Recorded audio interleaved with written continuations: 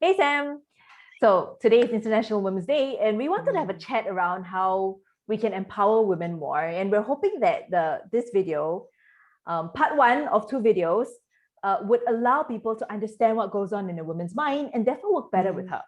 So I Mm. wanted to ask you, as a women's life coach for more than 6 years, Mm. what do you understand women are concerned about these days? What concerns them? A woman's mind is very complicated. We're concerned about a lot of things. However, the top thing that really always come up again and again in a lot of my coaching sessions is really the idea of balance, the idea of balance between work and life, right? And a lot of them try to delineate by a hard line, but over time they realize that they really cannot draw a line between work and life because work is part of life. And so to try to get that balance that means that in our head we need to already know what that balance look like rather than dividing the two parts of our life, so to Actually, say. that's a good one, Sam. Yeah. And I can totally resonate. The way that balance very unconsciously comes across in our mind is buckets, very separate buckets. So there's family time, there's work achievements, there's hobbies, and I think having that clear segregation actually piles on more expectations that we carry within ourselves, and over time that bottles up, and it comes out in ways explosive or hurtful to others or ourselves. So it's very Absolutely. nice that you describe balance as an integration actually between all. I mean, just Mm. imagine this, right? We're working from home Mm. more nowadays. You're doing Oh, work halfway, you've got a client's call in 10 minutes, your kid comes in and they need something. You can't just go, keep quiet. that's I'm in right. work mode, I'm on work time. That's not life. Yeah. Life doesn't flow that way. That's right. And in this day and age, it's really becoming more and more so. And so by delineating it so clearly, we're really not doing ourselves any benefits, any favors by Mm. doing that. It becomes really so hard and so difficult to do that because it's Mm. almost impossible to delineate. Yeah. And you can't be present because you're always worried that another bucket's going to overflow. So I had this, my coach in the past gave this fantastic analogy, and he said balance is really about spinning many different plates at the same time. So imagine Right. if you're so present enough, you can spin the plate well, it rotates longer, it gives you that space to focus on another plate.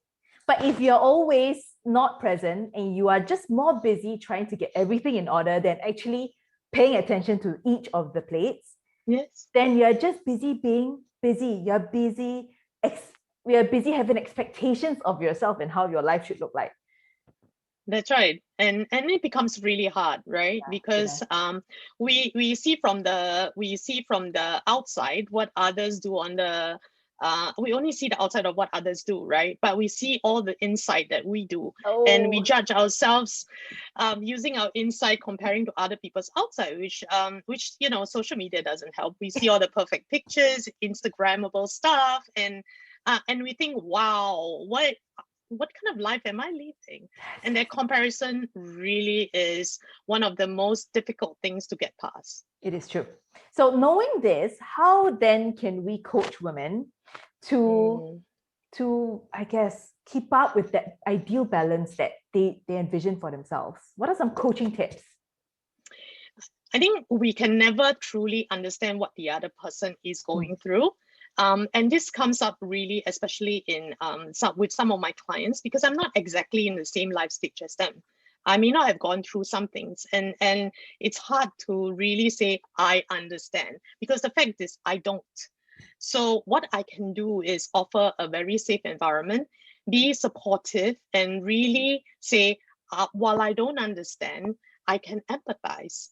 I Mm. can feel what you feel, and I can see that it is frustrating you or making you sad or making you happy. And that in itself would help them to open up. To be honest, most of the time when I'm coaching, I listen more than anything. Mm. So most of the time, what they would need is really a listening ear to be heard and to be able to say what they need to say that they can't say in their real life. And hearing back through your acknowledgement or recognition of just what they're going through, sometimes it's enough. It elevates that burden of keeping it in and keeping it quiet.